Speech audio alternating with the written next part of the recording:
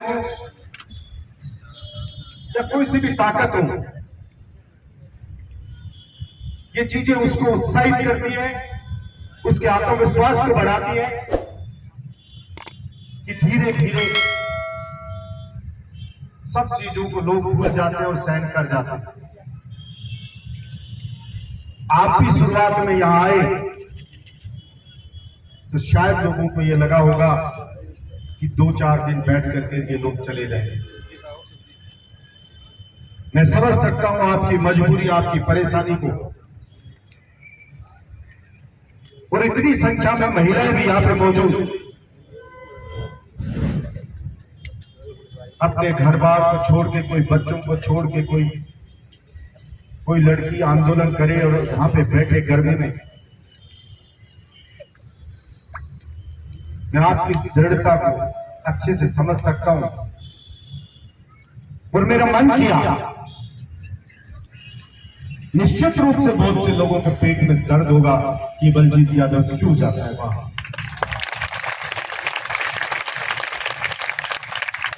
लेकिन मेरा मन किया कि एक बार आपके जज्बे को सैल्यूट करके आऊंगा और एक आपके यहां से, आपके धरने से राजस्थान की सरकार को बताना चाहता हूं कि आप लोग जानते नहीं हम किस मिट्टी के बने हैं। आपको एहसास नहीं है। अगर इनको न्याय नहीं मिला तो मेरी बात को रिकॉर्ड कर लेना यहां पे आज कि मानसून सत्र आएगा, उसमें तो राजस्थान की विधानसभा हिलेगी और इस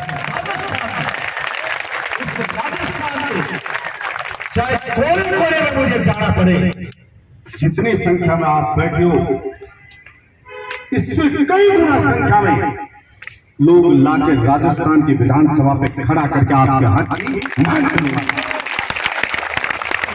अंदर बलजीत यादव बोलेगा और बाहर आपके समर्थन में हमारे भाई बोलेंगे कि इनके साथ न्याय होना चाहिए। इसलिए मैं कहना चाहता हूं, मानसून सत्र तक की चेतावनी देना चाहता हूं राजस्थान की सरकार को, उससे पहले न्याय कर दो, आपके हित में रहेगा। वरना आप ये कहते हो ना, जब मैं बेरोजगारों के समर्थन में सूर्य उदय से सूर्यास्त तक दौड़ा तो मेरा मजाक उड़ा रहे थे नेता कि सिर्फ बोल दिया, किसी बहाना करके रुक जाएगा, कार्यकर्ता रोक लेंगे। इस गर्मी में भला सूर्य उदय से सूर्यास्त होने तक बिना रुके कोई व्यक्ति क्या दौड़ सकता है? इम्पॉसिबल है। वैसे ही बोल दिया और हमने उसको पॉसिबल करके बताया, सूर्य उदय से सूर्यास्त तक दौड़े और तुम चाहोगे तो हम तो दिन रात भी दौड़ करके बता देंगे। इसलिए आप हमारे जुनून को जानते नहीं हो, आप बलजीत यादव के जुनून को जानते नहीं हो। इसलिए मैं कह रहा हूं, और जो बलजीत यादव कहता है वो तलवार की धार पे चल के अपने वतन को निभाता है। मैं आपको कहना चाहता हूं और मैं मुख्यमंत्री जी से मिलकर बोलूंगा कि आप इनको नौकरी के ऊपर लगाओ, इनको भेज नहीं सकते घर पे ऐसे। और मेरी बात नहीं मानी तो मैं नफा नुकसान की परवाह नहीं करता हूं। मैं कोई राजनीति करने के लिए विधानसभा में नहीं आया कि राजनीति करने आया हूं। मैं कभी किसी पार्टी नेता की वोट की बात नहीं करता। मैंने हमेशा जनता के, बेरोजगारों के, कर्मचारियों के हक की बात को किया।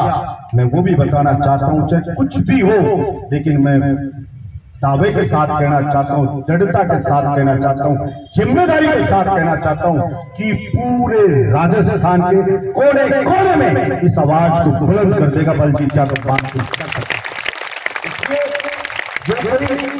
जो कोई ब्यूरोक्रेट, जो कोई गुमराह कर रहे हैं आपको, जो कोई अंडर एस्टिमेट कर रहे हैं हमारी ताकत, जो कोई ये बताना चाहते हैं कि हम गरीब किसान मजदूरों के बच्चे हैं, हम तो अन्याय सहते आए, हमें सहने की आदत है, तो आप उनके बहकाव में, उनके भुलाव में, उनकी गलतफहमी में नहीं रहना, क्योंकि वक्त बदल रहा है और किसान का बेटा है वो जागरूक हो रहा है। इसलिए आप किसी के बहकाव में आकर धोखा नहीं खा जाओ, उसके लिए मैं सावचेत करने के लिए आया हूं सरकार को।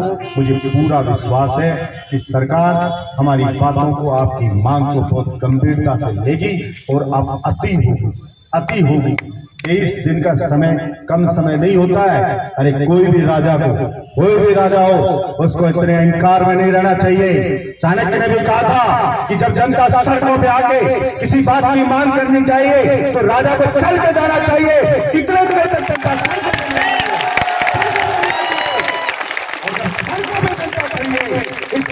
खड़ी है, इतनी संख्या में खड़ी है, तो निश्चित रूप से उनकी मांग चाहिए और चाहिए मांग को पूरा करना जो राजा है उसका दायित्व है, उसका कर्तव्य है। इसलिए अपने कर्तव्य का पालन करना चाहिए, ये कहना चाहता हूँ। सरकारें हम बनाते हैं, कोई अपने मामा के घर से पावर नहीं ले जाता है, पावर हम पैदा करते हैं और पावर पैदा करता है वो पावर को लेना भी जानता है। इसलिए किसी को भी यह अहंकार नहीं होना चाहिए कि पावर कोई पपूती है जो परमानेंट नहीं दादा लाई चाहिए। ये पावर इन्हीं लोगों की दी गई, यही पावर देते हैं और यही पावर लेते हैं। ये सरकारों को ध्यान रहना चाहिए। ये बताना चाहता हूँ, मुझे विश्वास है कि हमारी बात को सरकार गंभीरता से लेगी और नहीं लेगी। मैं सरकार को मैं तो 5 दिन का समय देता हूँ। 5 दिन में अगर गंभीरता से नहीं लिया, आपकी मांग नहीं मानी, तो मैं मेरे मिशन पे काम चालू कर दूंगा कि मानसून सत्र नजदीक आने वाला है। सरकार को पता लग जाएगा कि सरकार ने कितना बड़ा नुकसान कर लिया है। कि आपके आप थोड़ा धैर्य रखना।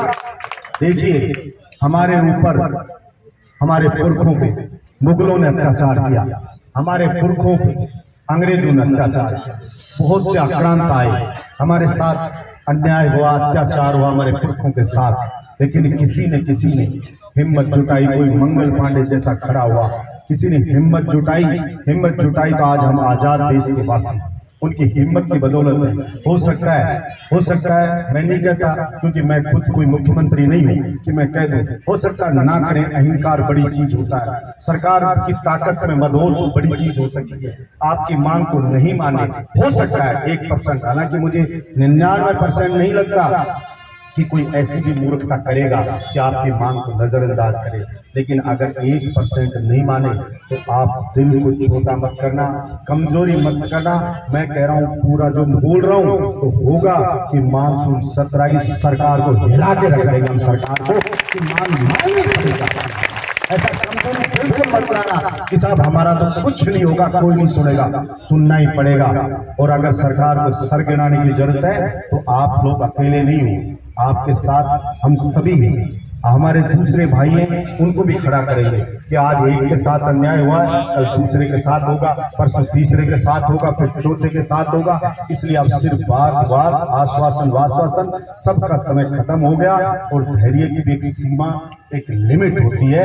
इसलिए तुरंत सरकार को सहानुभूति रखते हुए इनकी मांगों को पूरा करना चाहिए। और वो कोरोना फिर दोबारा से आ रहा है और फिर आ गया और फिर कटोरा लेके आ गए, भाई आओ मर गए, आओ फिर क्या करोगे। इसलिए पहले जब आया था तो मैं देखता था कि लोग पेशेंट के पास नहीं जाते थे। कोरोना लोग डरते थे, डॉक्टर डरते थे, सब लोग डरते थे। हम लोग जान पे खेल के क्यों चले गए? इसलिए चले गए कि हमारे पेट में रोटी की जरूरत है, हमारा परिवार भूखा है, हमारे सपने वो अधूरे हैं, उनको पूरा करना था। तो हमने अपनी जान पे दाव पे लगा करके और हमने वो जॉब किया था कि शायद हमारे को इसके अंदर परमानेंट कोई जॉब मिलेगी, हम चलते रहेंगे, जैसे भी मिलेगी हमारे घर में एक सैलरी आएगी ठीक ठाक, तो हम अपने बच्चों को पढ़ा सकेंगे। हमारे बूढ़े माँ बाप है, उसके ऊपर जो जिम्मेदारी का बोझ है उसको हम कम कर सकेंगे। इसी सब चीजों का सपना देख करके और आदमी ने अपनी जान को जोखिम में डाल करके इस लोगों को ज्वाइन किया। लेकिन ऐसा नहीं होना चाहिए कि जान जोखिम में डाल के किया अब चले जाओ। सरकार को ये ध्यान रखना चाहिए कि सरकार अपन कोई बनाने के जाए तो 15 लाख रुपए में 1 किलोमीटर बन जाती है, ये बनाते हैं 40 से 45 लाख रुपए में 1 किलोमीटर की सड़क बनाते हैं। मैंने कहा ये इतना पैसा बर्बाद हो रहा है, ये बोरिंग आप करो नहीं होती है, हम गांव में किसान कराते हैं, आप किसी को भी ठेका दे दो इतने में बोरिंग करा देगा, नहीं है तो भाई मैं ला देता हूँ ठेकेदार आपको। ये पीएचडी विभाग है, ये केवल लूटने खाने के लिए खोल रखा है क्या? इस विभाग को छोड़ो, ठेका वैसे ही छोड़ दो और बोरिंग कर देगा, ये पैसा बचेगा और इस पैसे से आपको तनख्वाह दी जा सकती है। तो नीयत साफ होनी चाहिए, जिसकी नीयत होगी। और कहावत है हमारे घर गाँव में, दिल में जगह होनी चाहिए। दिल में जगह होगी तो सब कुछ एडजस्ट हो जाएगा। इसलिए मैं ये अपेक्षा रखता हूँ कि हम सब की बातों को गंभीरता से सरकार लेगी। मैं बहुत ज्यादा आग मेरे सीने में, लेकिन मैं कहीं ज्यादा बोला तो यूं ना कहें कि बलजीत यादव यार बहुत कड़वा बोल गए, इसलिए हम नहीं करेंगे। क्योंकि आज कड़वा नहीं बोल रहा हूँ, मीठा मीठा बोल रहा हूँ और हाथ जोड़ के यहाँ से राजस्थान की सरकार से निर्दलीय विधायक बलजीत यादव हाथ जोड़ के प्रार्थना करता है कि आपको दोबारा तो कहना चाहता हूँ। और फिर नहीं किया तो हमारे वो रोडवेज बसों पे लिखा रहता है कि सवारी अपने सामान की फिर सुरक्षा खुद करे, उसकी जिम्मेदारी। तो फिर कम से कम बलजीत यादव को कोई ये दोष नहीं देगा कि यार ये बलजीत यादव ने इतनी खिलाफत में क्यों खड़ा हुआ, ये इतना भयंकर ढंग से आक्रामक क्यों हो गया। ये जिम्मेदारी उन लोगों की होगी जो लोग गुमराह कर रहे होंगे कि हमारी शक्ति कम है या हम धीरे धीरे चले जाएंगे, इनकी संख्या घट रही है और घट जाएगी। तो ये समझो इनकी संख्या नहीं घटेगी, ये आपके वोटों की संख्या घटती जा रही है, इनकी संख्या नहीं घटेगी। तो निश्चित रूप से हमारी बातों को गंभीरता से लेंगे। मुझे तो विश्वास, मेरे को तो ईश्वर पे भरोसा है कि मन से और नेक नियत से कोई प्रयास किया जाए तो असफल नहीं होगा। तो इसलिए हम नेक नियत से मन से ये प्रयास कर रहे हैं। मैंने जगह जगह पे सरकार के नुमाइंदों को समझाने का प्रयास किया। जब मैं आपके बीच में आया था मैंने प्रयास में कर रहा हूँ, लगातार प्रयास जारी है। इसलिए अब मैं कहना चाहता हूँ अब अति हो गई है, सहन शक्ति जवाब देती है। मेरे को अभी भी ख्याल रहता है, मुझे अपराध बोध सा आता है और मैं अपने आप को बड़ा कमजोर सा महसूस करता हूँ कि यार ये लोग देखो इस गर्मी में बैठे, अभी तक इनका निर्णय नहीं है। लेकिन विडंबना है समाज विडंबना कि जिसके पास झाड़ है उसके पास चने नहीं है और जिसके पास चने हैं उसके पास झाड़ है। ये विडंबना है समाज। फिर भी हमारे पूर्वज लड़ते आए। शायद ईश्वर हमारी कोई परीक्षा लेना चाहता है, ईश्वर भी हमारा इम्तिहान लेना चाहता है। हम तो इम्तिहान हमारे पूर्वज देते आए, हम भी देते रहेंगे, लेकिन टूटेंगे नहीं, झुकेंगे नहीं, हार मानेंगे नहीं। ये मैं आपको कहना चाहता हूँ। इसलिए आपको हार नहीं मानना, आपको डटे रहना, डिमोरलाइज नहीं होना। कोई डिमोरलाइज करे, डिमोरलाइज नहीं होना। ये देश हमारा है, ये प्रदेश हमारा है और हमारा हक है इस प्रदेश की संपदा के ऊपर। ऐसा नहीं है कि एक आदमी तो अरबपति बनता जा रहा है और एक आदमी को बेचारे को नौकरी नहीं मिल रही, 2 जून की रोटी चलाने की। मैंने विधानसभा में कहा कि कोई आईएएस की नौकरी लगता है, आईएएस आपको पता है उसकी कितनी तनख्वाह होती है, और थोड़े दिन बाद ही वो 5-10 हजार करोड़ का मालिक हो जाता है। क्या सरकार पूछ नहीं सकती कि उसके घर में मर्सिडीज कहाँ से आ गई? क्या सरकार पूछ नहीं सकती ये बंगला कहाँ से खड़ा हो गया? सरकार पूछ नहीं सकती कि उसके बच्चे विदेश में कैसे पढ़ रहे हैं? पूछना चाहिए सरकार को। और मैंने कहा नहीं पता है तो मैं बताता हूँ किस आईएएस की कितनी प्रॉपर्टी पड़ी है, जब्त करे सरकार उसको। लेकिन ये मिला जुला खेल ज्यादा दिन नहीं चलने वाला है।